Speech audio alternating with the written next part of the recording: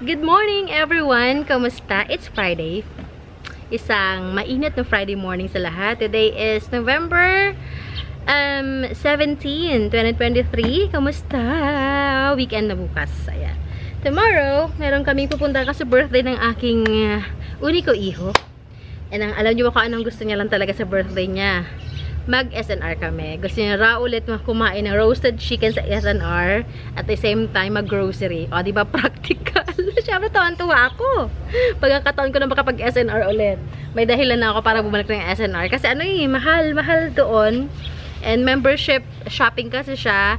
And lahat ng mga paninda doon, lahat ng mga items is imported. So, makapag-SNR man lang is mga siguro sabihin natin na once a year, twice a year. Kadalasan nagpapasabay na lang ako kasi nga bukod sa malayo, mahirap ang biyahe at the same time pamasahe. Ayun, walang time. So, wow. Ayun yung mga tricycle. So, ayun ang kanyang wish, makapag-SNR tomorrow. So, ayan, nag-file ako ng vacation leave dun sa aking mga trabaho at mag-spend ako ng the whole day para sa aking my only son. And, yun. Ayan. Magsa-celebrate kami tomorrow. Okay, so today, actually, gusto ko tong gawin kagabi kasi dumating itong mga halaman na to nung kahapon ng hapon. Kaso, sobrang kulang ako sa oras. So, sabi ko, try kong mag-open ng ilang piraso. Ilang piraso today. May ipakita ko lang sa inyo kung ano yung mga dumating sa akin ng mga halaman. Ito, ang isa sa pinaka-excite ako na plant mail ko, bukod sa galing Thailand. Ito ay propagated dito sa Pilipinas. Kumbaga, dito na siya. Galing sa Thailand yung kanyang mga mother, Thailand at saka Indonesia. Pero dito na sa Pilipinas, na-propagate yung mga seeds niya. So, kumbaga is well acclimated na siya sa ating climate. O, tama nga. And yeah, ito na syempre iba yung nakikita natin sa pagla-live, mga video. So now, tingnan natin ang reality, ha? Samahan niyo ako. Mag-open lang tayo mga isa, dalawa, tapos mag-flex tayo. Ang gondo. Bebenta ko na yung aking Epi Albo na ang ganda ng variegation. Pero ito ay pag ganito mga variegation na tipo, ito mabilis to matunaw. So, hindi natin siya ibababad sa araw. Hindi niya kaya yung sobrang no? Ganda, no? Naptitempt tuloy ako ikat ka. Ito, kagaya niya, nasusunog siya pag sobrang puti. So, naitatago muna natin to sa araw. Kasi pag nabasa, tapos maarawan tunaw. Yun ang niyan, weakness niya. Maganda siya, yes, pero kaya mas gusto ko yung lang in a variegation. Yung parang nagma-marbling lang siya. Unlike sa full moon variegation, hindi niya kasi dahil hindi ganun ka strong yung kanyang chlorophyll. So nasisira sila, mabilis masira. Hindi niya kayang sikat ng araw. Ito yung sinasabi ko sa inyo na parcel na open natin today.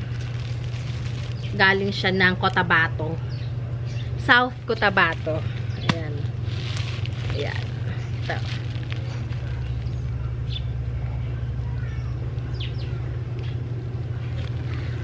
Yung braso Mars, brasuhan ito. Okay. Open tayo ng isa. Pakita ko lang sa inyo kung ano ang laman niya. Ayun, may permit talaga sila, no? Ito talaga ang gusto ko malaman kung paano yung proseso, yung permit to ship ng mga uprooted na mga halaman or potted na halaman. Kasi nga, gusto ko sana so, syempre, may mga followers tayo na hindi abot ng Lala Move. Yung sa Visayas, Mindanao area, hindi ako makapagpadala. Kasi nga, hindi ko alam yung proseso ng support. Tsaka medyo natatakot ako mag-uproot. Baka mamatay pagdating. Hindi pa ako expert sa uprooting. Ang first ko lang na uproot is yung bound to Pampanga. Pero kasi naman yung hand carry. Binitbit pa Pampanga pero uprooted para mas magaan. Pero yung idadaan sa mga shippers, hindi ko pa nasusubukan. Teka. Yan, pangako, Jing Magno. Mag-open tayo ng isang malaki, tsaka isang maliit. Kasi madami din yung maliit na main ko. Tapos 6 yata na medyo malaki. Mid-size. Ito. Para mas maganda ano to yan.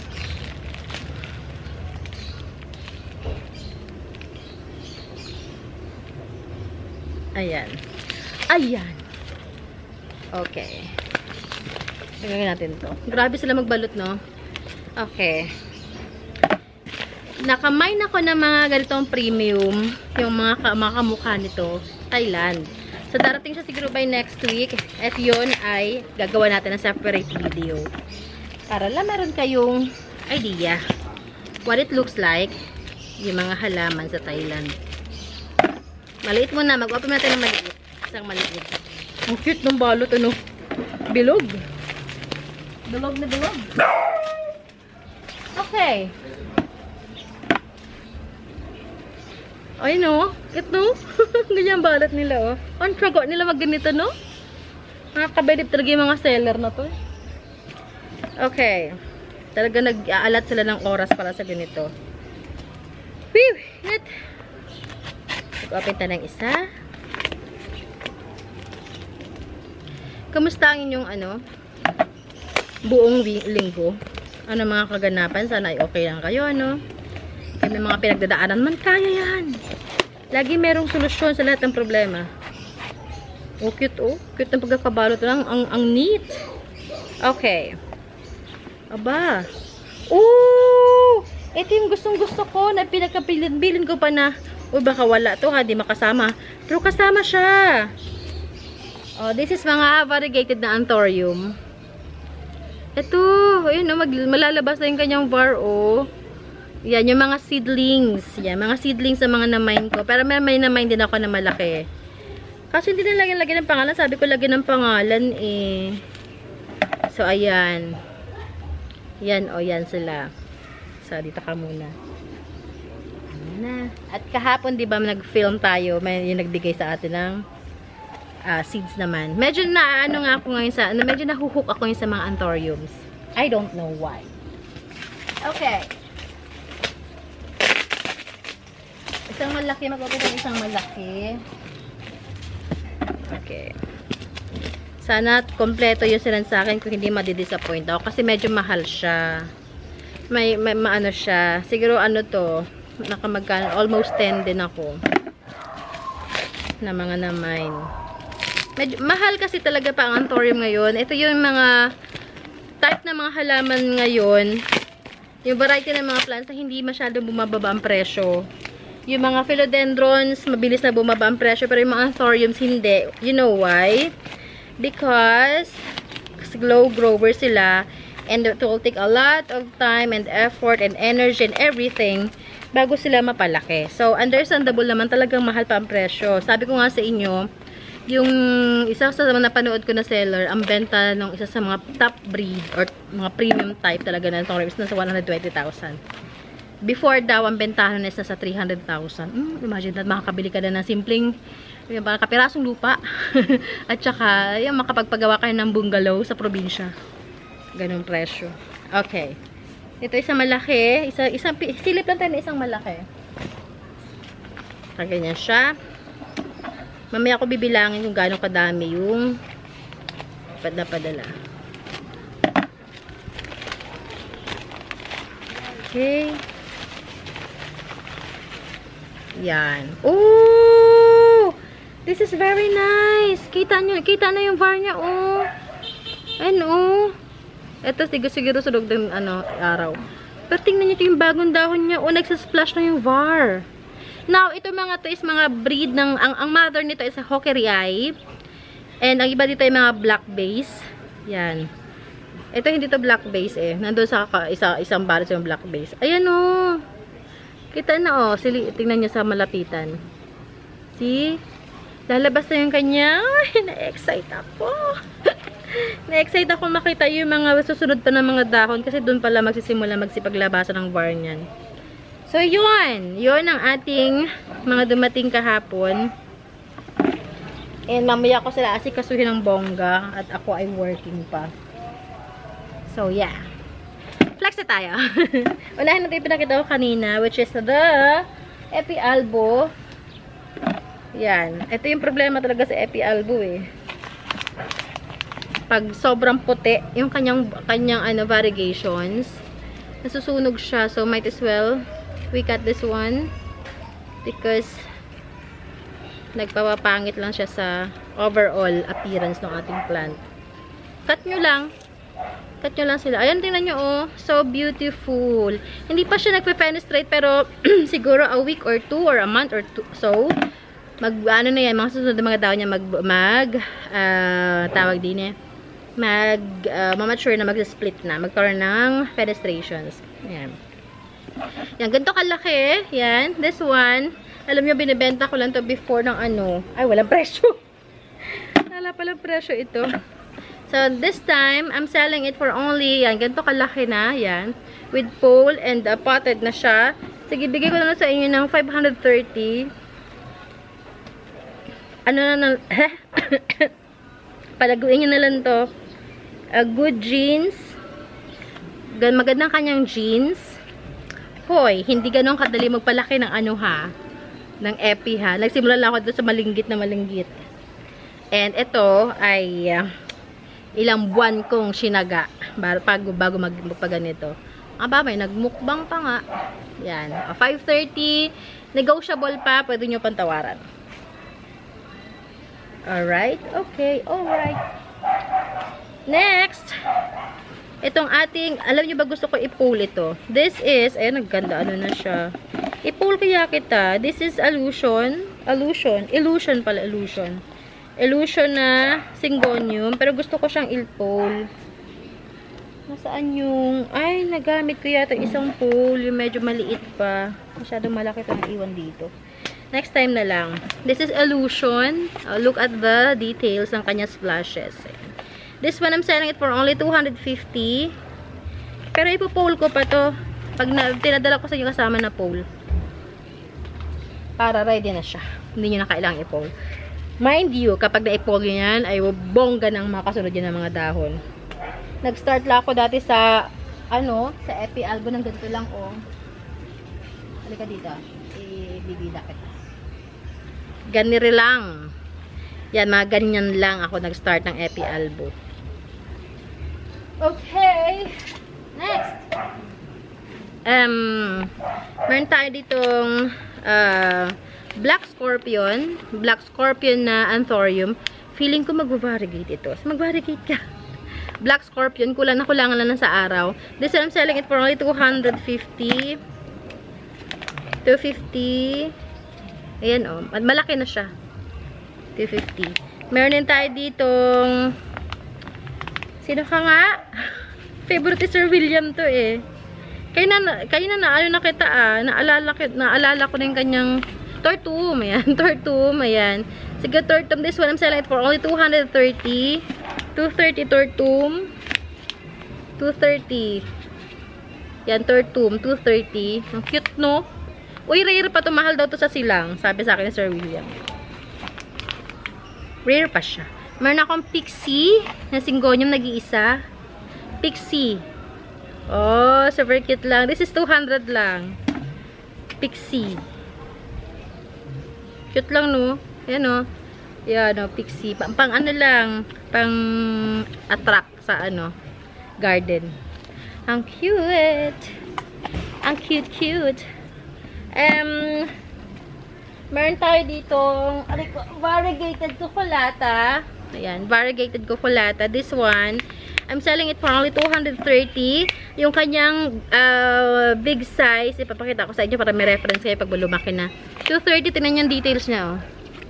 Yan ang details niya, yan. Ang kanyang big size ay are. Yeah. Yan.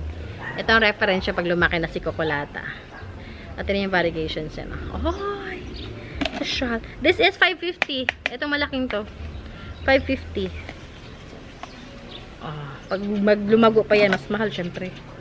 Mas mahal siya. Kaya dyan lang muna siya. And we have here okay, budget meal na Epi Flame. Yan, Epi Flame budget meal 350. Kasi ang bentahan ng Epiflame natin ay nasa 500. Nasa 500 pa siya. Meron din tayo ditong white teneki. White teneki, ayan. This one, I'm selling it for only 430.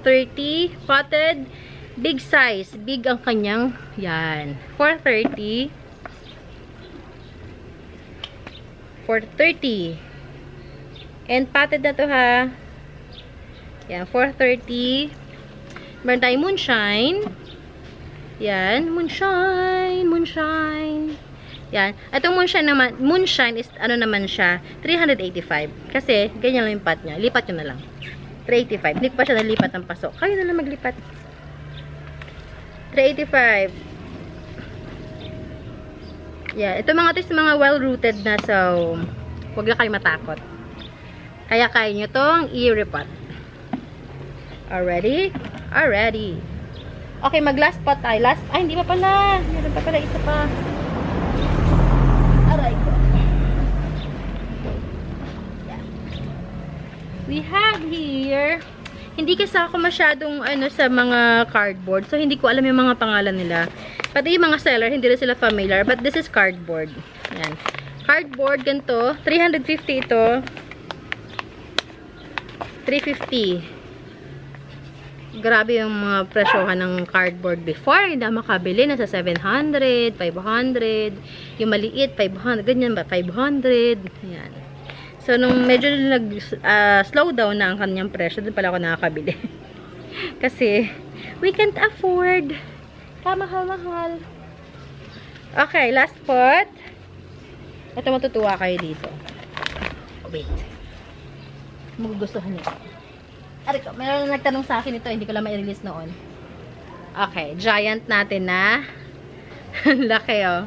Giant natin na. Ito pa yung, hindi pa to ganun ka-giant. May giant, super giant pa ako doon. Ito ay, pang ako sa dulo eh.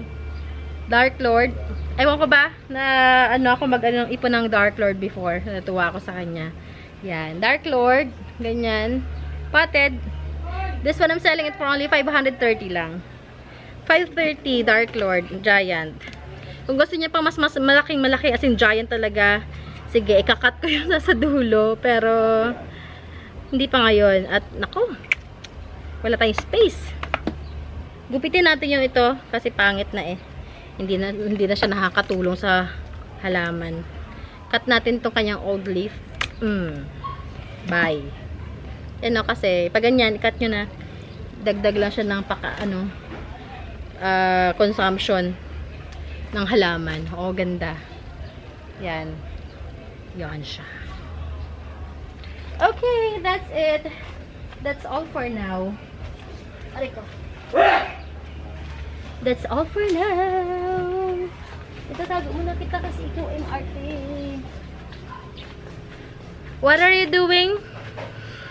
Ang aking taga-sampay. Chine-check niya ang kanyang ang kanyang status ng kanyang sampay. Ikaw si boy. Hindi, ang tawag mo sarili mo kanina. Sampires. Sampires. Ayan. So, paabot nga ako niyan, daddy. Yan. Okay. Ito, ang mga pang freebie natin. Pinapa-stable ko lang siya. Pero, pwede ko na itong ipamigay. Merong mga may deliveries ngayon. Hanggang sa maubos siya. At pag naubos siya, magpapaugat ulit tayo. Tingnan nyo naman. Ang gaganda nila talaga tingnan. Ito yung mga pinag-inom namin ng milk tea. Oh, diba, no? So pretty. Kahit common, napaka-pretty. Ayan, oh. Ang ganda. Ewan ko, natutuwa talaga ako sa mga photos, yung mga variegations niya. Alrighty, so yun lamang. Ang dami nating daldal. As usual. Everyday naman. So yeah, let me know if you have any questions or any clarifications, any information that you need when it comes to plants. Message nyo lang ako. I'll try my best. I'll try my best to help you. And yes, lalo sa mga nagsisimula pala sa paghahalaman, sige, PM nyo lang ako. If I have enough time, magre-reply naman talaga ako. And sa mga gusto magpa-reserve ng halaman, i-message nyo din ako. Nasa description box natin nating Facebook page link, Instagram, and yung aking phone number nandyan din. Yan din ang WhatsApp ko at Viber kung meron kayong mga ganang applications. Okay, deliveries natin by Lala Move in Tok Tok. Ang ating location, San Francisco, Binyan, Laguna. And follow nyo ako sa ating Facebook. Meron tayong Facebook page. Yan, nandun ako minsan, mas madalas mag-update. Okay, bye everyone. I'll see you tomorrow. Hindi tayo makapag-video. So most probably, we'll be seeing each other on Tuesday. Monday, I'll try. Okay, na-check na ako. Bye! Ingat lahat! God bless you all.